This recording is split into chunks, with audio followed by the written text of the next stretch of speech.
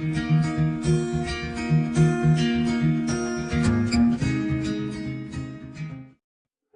para MLers yang pernah merayakan Hari Bada Internasional. Ya, meskipun lebih tepatnya bukan merayakan sih, tapi dibalik merosotnya tier kalian dalam sebuah rank, sebagai salah satu kompensasi akan hal itu, setidaknya kalian bisa dapat skin gratisan. Jadi tetap semangat ya. Nah, oke. Di video kali ini, seperti biasa, kita akan membahas komentaran yang gak penting dan gak berfaedah dari video sebelumnya, yang pastinya akan dibacakan oleh Mbak Google. Dan biar tidak kelamaan, langsung saja inilah komentar yang pertama. Kenapa hero marksman senjatanya cuma tombak panah, shuriken, dan tembak saja? Enggak juga sih, karena selain senjata yang udah disebutkan tadi, masih ada Bruno dengan senjata bola, dan juga Melissa dengan senjata jarum. Ya, kedua hero itu memiliki senjata unik yang gak bisa disamain dengan hero yang lain. Tapi buat Melissa yang senjatanya jarum, kemungkinan serangannya sangat tidak efektif terhadap para dukun sakti yang gak mempan ditusuk jarum. Tapi intinya, sebenarnya Moonton bisa memberikan senjata apapun ke role hero marksman. Begitupun kebalikannya. Sebagai contoh senjata bow gun, atau yang kita sebut panah aja biar lebih mudah. Umumnya itu merupakan range weapon atau senjata jarak jauh yang pastinya akan diberikan kepada hero dengan role marksman. Tapi nyatanya, bahkan hero dengan role pure fighter sekalipun ada yang memiliki senjata longbow atau busur panjang. Nah, hero itu adalah Badang. Badang tidak bawa senjata apapun, Bang. Yaitu kalau kebanyakan skin miliknya sih. Tapi ada satu skin baru, yaitu skin kolaborasi dengan Senseiya, di mana Badang berpenampilan layaknya Seiya yang sedang memakai Gold Cloth Sagittarius. Dia memiliki senjata busur panah emas, tapi biarpun begitu role dari Badang tetap pure fighter, dan gak bakalan diubah menjadi marksman. Untuk skin kolaborasi dengan Senseiya, ada 3 hero yang dipilih, dan tiap hero-nya akan diberikan 2 skin, yaitu skin dalam mode Bronze atau Silver Saint, dan juga mode Gold Saint. Seperti contoh si Badang ini, dia diberikan skin Bronze Saint Pegasus, dan juga Gold Saint Sagittarius. Nah, biar lebih mudahnya, anggap aja skin kolaborasi dari Senseiya memiliki 2 skin kayak skin M3 milik Roger. Ada skin M3 yang mahal, dan ada pula skin M3 Prime yang lebih mahal lagi. Oke, next, komentar selanjutnya. Bang, bahasin cerita Kagura dan Yuzong dalam skin barunya. Oh, Squad Exorcist ya. Nah, biar nggak kelamaan, mari langsung aja kita simak inilah kisahnya.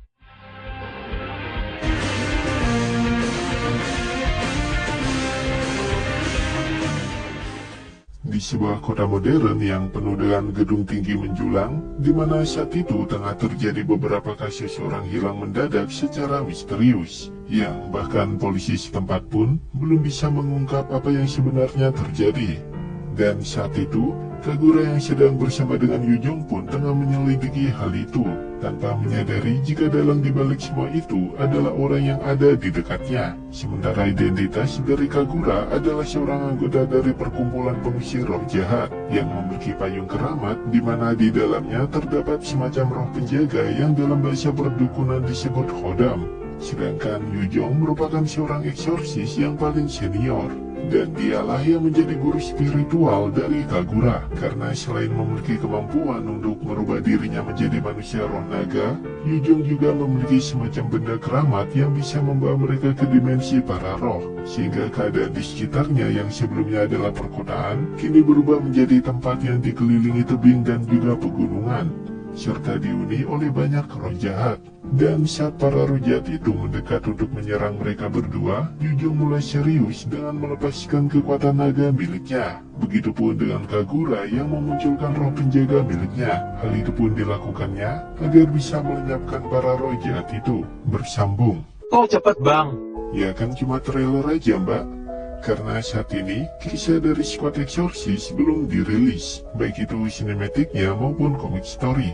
Dan hal itu pun masih wajar, karena biasanya kisah dari sebuah squad resmi baru akan dirilis sinematik trailernya setelah semua anggotanya telah ditetapkan dan juga dijadwalkan perilisannya. Sedangkan untuk anggota dari Squad Exorcist ini, sampai saat ini pun belum ada satupun skin yang dirilis di original server. Tapi biarpun begitu, ada beberapa hal yang bisa kita ambil dari potongan sinematik yang dibocorin sama Moonton. Yang pertama, Yujong dan juga Kagura adalah seorang eksorsis atau pembasmi roh jahat. Nah, kalau info ini pastinya kalian semua udah pada tahu. Lalu lawan dari para eksorsis dalam kisah kali ini adalah Qi. Dia awalnya adalah seorang manusia, sehingga saat Qi menyamar dan berada di kerumunan orang, Kagura dan juga Yujong pun sama sekali nggak merasakan hawa kehadirannya. Meskipun mereka adalah seorang eksorsis, terutama Yujong yang dianggap orang nomor satu dalam squad itu, sekaligus sebagai guru ataupun panutan dari Kagura. Namun alasan sebenarnya kenapa Yujong mau jadi seorang eksorsis, dikarenakan dia memiliki masa lalu yang buruk, di mana orang yang pernah menyelamatkannya merupakan orang yang telah membunuh keluarganya. Ya, hal itu menjadi salah satu quotes milik Yujong dalam skin eksorsis.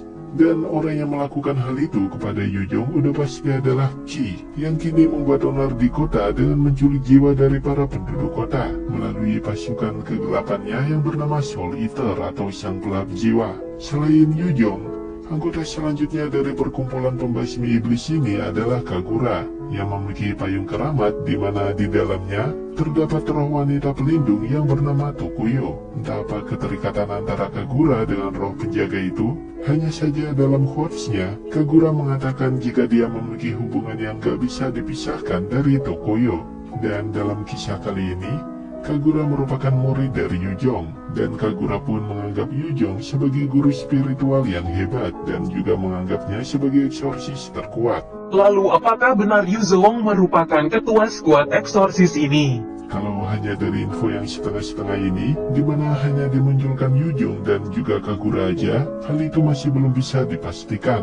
Hanya saja ada kalanya sebuah squad leader merupakan hero yang pertama kali diberikan skinnya. Terlebih lagi, julukan eksorsis terkuat yang diberikan oleh Kagura, hal itu makin mendukung jika Yujong adalah leadernya. Tapi jika kita lihat dari urutan perilisannya, kebanyakan squad leader itu dirilis pertengahan, entah itu dengan urutan ketiga atau urutan yang keempat, seperti halnya yang dialami oleh Saber dalam squad Saber miliknya, Gashen dalam squad Venom, dan juga Cloud dalam squad Blazing West. Dan untuk perilisan dari squad eksorsis, baru diumumkan Yujong dan juga Kagura yang rencananya akan dirilis pada tanggal 3 November. Hal itu pun diperjelas lagi dengan adanya papan lampu 0310 dalam akhir kisahnya. Jadi jika kita mengesampingkan Yujong dan juga Kagura yang dirilis pada gelombang pertama, maka ada kemungkinan jika hero selanjutnya lah yang akan menjadi leadernya. Dan seperti yang udah dibocorin sama Munton, anggota ketiga dari squad eksorsis adalah Hayabusa,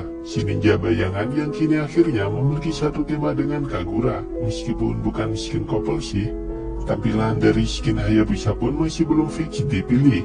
Namun dia memiliki tampilan seorang pembasmi iblis dengan pedang jiwa dan juga salah satu tangannya bersinar seolah terselimuti oleh energi roh. Dan baik itu tampilan pertama ataupun kedua, skin survei dari Hayabusa ini memiliki vibes yang sangat mirip sama skinnya Hanjo. Selanjutnya adalah anggota keempat dari squad eksorsis yang bernama Granger.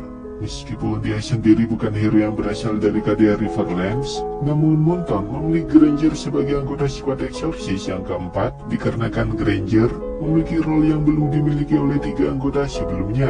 Dan juga dari kisahnya, Granger merupakan seorang ksatria Lightbone dari Monian yang awalnya merupakan seorang demon hunter atau pemburu iblis. Nah, baik eksorsis maupun demon hunter tentunya sedikit banyak akan memiliki kesamaan. Lalu untuk tampilannya, Munton kembali memberikannya 2 tampilan survei, di mana hal yang unik dari kedua tampilan itu adalah Death Sonata yang merupakan senjata ultimate milik Granger kini berubah menjadi semacam koper yang menyegel iblis di dalamnya. Dan saat diaktifkan, maka ada tangan yang membuka koper itu dan muncul semacam makhluk jahat yang dapat menyemburkan energi roh. Nah, untuk skin ini, animasi ultimate skillnya wajib dibuat bagus sih. Jadi menurut kalian, apakah Yujong tetap akan dipilih sebagai ketua squad? Ataukah salah satu dari anggota yang masih coming soon, yaitu Hayabusa dan juga Granger?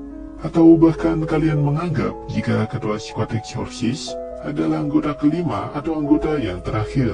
Memangnya siapa hero yang menjadi anggota terakhir eksorsis, Bang?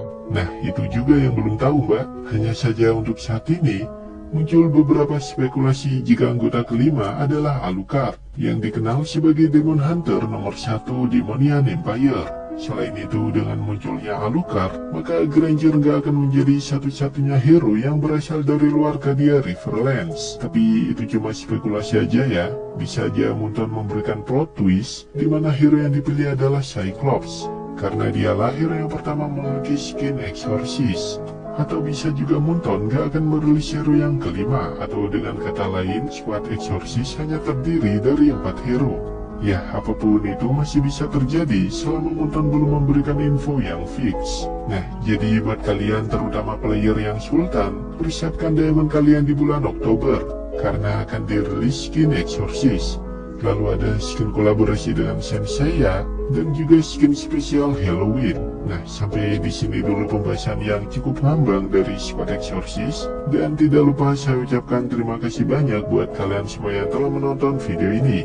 Selalu jaga kesehatan dan sampai bertemu di video selanjutnya. Salam Orispot.